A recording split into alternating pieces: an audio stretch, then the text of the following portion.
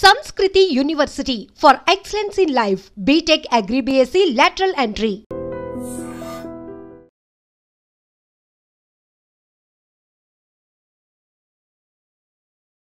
వీళ్ళంతా engineering students చక్కగా చదువుకోవాల్సింది పోయి బైక్ దొంగతనాలకు అలవాటు పడ్డారు. యూట్యూబ్ చూసి బుల్లెట్ బైక్లు ఎలా దొంగతనం చేయాలి అని తెలుసుకున్నారు. అంతేకాదు బుల్లెట్ బైక్స్కి తాళాలు ఎలా ఓపెన్ చేయాలి, చాకచక్యంగా ఎలా వీటిని కొట్టేయాలి అనేది యూట్యూబ్లో చూసి వీళ్ళంతా కూడా ఆ నాలెడ్జ్ నేర్చుకున్నారట. సో ఆఖరికి బాపట్లలో అద్దంకిలో వీరిని అదుపులోనికి తీసుకున్నారు పోలీసులు. ఒంగోలులో 6 విద్యార్థులు, కందుకూరులో ఒకరు బీటెక్ చదువుతున్నట్లు తెలుస్తోంది. అయితే ఈ 7 గురించి విన్నటువంటి పోలీసులు కూడా కంగుతున్నారు. జల్సాలకు అలవాటు పడి అడ్డంగా అక్రమంగా డబ్బు సంపాదించాలనే ఒక కాన్సెప్ట్. సో 7 కూడా తోడయ్యారు, ఒక టీమ్గా ఫామ్ అయ్యారు. యూట్యూబ్ అనేటప్పటికీ మనకి ఎంత మంచి నేర్పుతుందో అంతే చెడు కూడా. దాన్ని మనం ఎలా తీసుకుంటామో అదే మనకి తిరిగి ఇస్తుంది అన్నట్టు యూట్యూబ్ వల్ల చాలామంది నాలెడ్జ్ నేర్చుకుంటున్నారు. ఈవెన్ ట్యూషన్స్కి వెళ్లకుండా వాళ్ళు యూట్యూబ్ నుంచే క్లాసెస్ విని ర్యాంకర్లు అయిన వాళ్ళని కూడా మనం చూస్తూ ఉంటాం. అలాంటి వారి ఇంటర్వ్యూలు కూడా మీకు చూపిస్తూ ఉంటాం. బట్ వీళ్ళు మాత్రం యూట్యూబ్ని ఎలా వాడుకుంటున్నారంటే అప్పనంగా డబ్బు సంపాదించాలి, బైక్లు అడ్డంగా కొట్టేయాలనే కాన్సెప్ట్తో యూట్యూబ్లో వాళ్ళు సెర్చ్ చేసి బుల్లెట్ బైక్స్ని ఎలా దొంగతనం చేయాలి, వాటి లాక్ ఎలా ఓపెన్ చేయాలి, ఎలా చాకచక్యంగా కొట్టేయాలి అనేది వాళ్ళు తీసుకున్నటువంటి నాలెడ్జ్. సో ఇది పోలీసులు విన్న తర్వాత కూడా కంగు తిన్నారు. యువత పెడదోవ పడుతోంది, యువత తప్పుదావ పడుతున్నారు. ఎందుకంటే బాగా చదువుకుంటారు అని తల్లిదండ్రులు స్కూల్కి కాలేజీలకి పంపిస్తుంటే వీళ్ళు మాత్రం జల్సాలకు అలవాటు పడుతున్నారు. స్నేహం అనేది మనం తప్పు పట్టకూడదు, కానీ కొన్ని స్నేహాలు మాత్రం ఖచ్చితంగా తప్పుదోవ పట్టిస్తున్నాయి అనటంలో ఎలాంటి డౌట్ లేదు. ఎందుకంటే ఒకరికి మనం అలవాటు లేకపోయినా ఏం కాదురా సరదాగా చేద్దాం అని అలవాటు చేస్తారు, దాన్ని వాళ్ళపై రుద్దుతారు. అది బలవంతంగానే అలవాటుగా మారిపోయి తప్పుదోవ పడుతున్నటువంటి యువతను కూడా మనం చాలానే చూస్తున్నాం.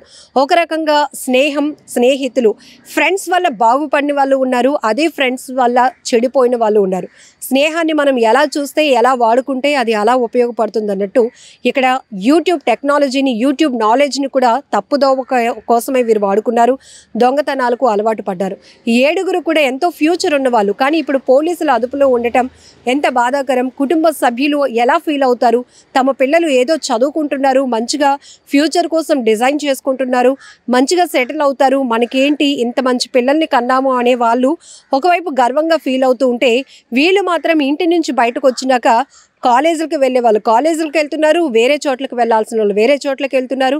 బట్ ఇలా పోలీసులకు చిక్కిన తర్వాత మీ పరువుతో పాటు కుటుంబ సభ్యులు కూడా రోడ్డు పాలు అవుతారన్న విషయం గమనిస్తున్నారా? అసలు యువత ఎక్కువ శాతం ఈ గాంజాకు అలవాటు పడడం, డ్రగ్స్కి అలవాటు పడటం, చెడు అలవాట్లు, చెడు వ్యసనాలకు, అసాంఘిక కార్యకలాపాల్లో టీముల్లో వాళ్ళు కూడా సభ్యులుగా ఉండటం, లేకపోతే తక్కువ అంటే మనం చేసే పని చిన్నదే అయినా ఎక్కువ మొత్తంలో మనకు డబ్బు వస్తుంది అని చెప్పేసి ఈ గాంజా సరఫరా చేయడానికి చాలామంది బీటెక్ స్టూడెంట్స్ ముందుకు రావటం, ఇవన్నీ మనం చాలా వరకు చూస్తున్నాం. మనం కాలేజ్ పేర్లు, యూనివర్సిటీల పేర్లు అయితే పైకి తీసుకురాకూడదు, కానీ ఎందుకంటే వాటికున్న రెప్యుటేషన్ కూడా అలా ఉంది. కొంతమంది యువత వల్ల, కొంతమంది స్టూడెంట్స్ వల్ల వాటికున్న పేరు కూడా చెడిపోతుంది.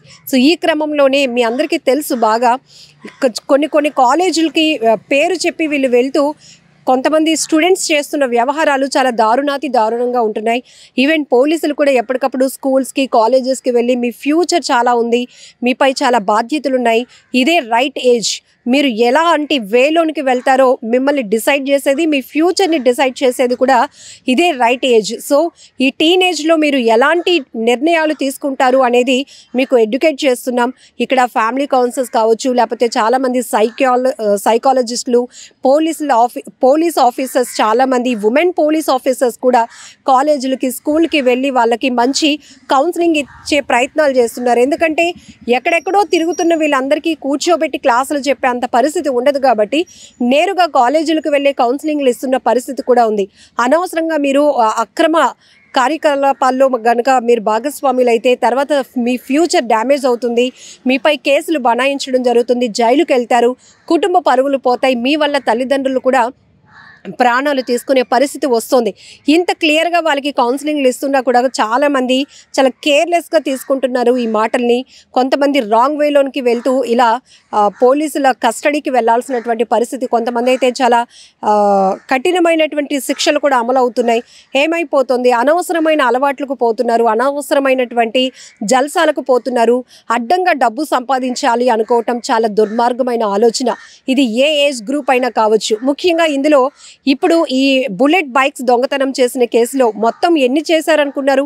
16 బుల్లెట్ బైక్స్, ఒక స్కూటీని దొంగతనం చేశారు. వీటి విలువ సుమారు 25,20,000 రూపాయలు అని కూడా పోలీసులు చెప్తున్నారు.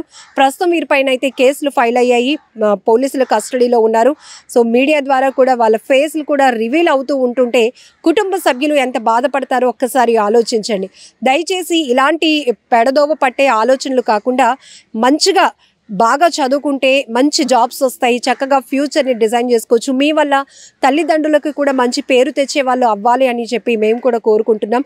సో ఇలాంటివి ఎక్కువగా జరుగుతున్నాయి. ఒకవేళ మీ ఇంట్లో పిల్లలు కాకపోవచ్చు, కానీ మీ చుట్టుపక్కల ఉన్నటువంటి ఖాళీ ప్లేస్లో కొంతమంది యువత ఎప్పుడు ఇలా సిగరెట్లు కాలుస్తూ ఉంటారు, గాంజా బ్యాచ్ తిరుగుతూ ఉంటారు, అబ్బాయిలు ఏడిపిస్తూ ఉంటారు. ఇలాంటి ఇన్ఫర్మేషన్ ఉంటే కనుక ఖచ్చితంగా ఇది వాళ్ళ మీద మీరు కంప్లైంట్ ఇవ్వడం వల్ల వాళ్ళు వచ్చి ఏదో చేసేస్తారు అని కాదు, కానీ జస్ట్ మీరు కాన్ఫిడెన్షియల్గానే పోలీసులు మీ ఇన్ఫర్మేషన్ ఉంచుతారు. కాబట్టి ఇలాంటివి ఏవైనా మీ చుట్టుపక్కల ప్రాంతాల్లో జరిగినా కూడా పోలీసులకు సమాచారం ఇవ్వండి అంటూ కూడా పబ్లిక్కి కూడా పోలీసులు రిక్వెస్ట్ చేస్తున్నారు. ఏదేమైనా ఈ ఘటన మాత్రం చాలా బాధాకరమైన చెప్పొచ్చు. ఎందుకంటే 7 ఇంజనీరింగ్ విద్యార్థులు, బీటెక్ స్టూడెంట్స్ ఇట్లా దొంగతనాలకు అలవాటు పడటం, బుల్లెట్ బైక్స్ను దొంగతనం చేయటం, ఆఖరికి పోలీసుల కస్టడీకి వెళ్ళటం అనేది చాలా బాధాకరమైన విషయం.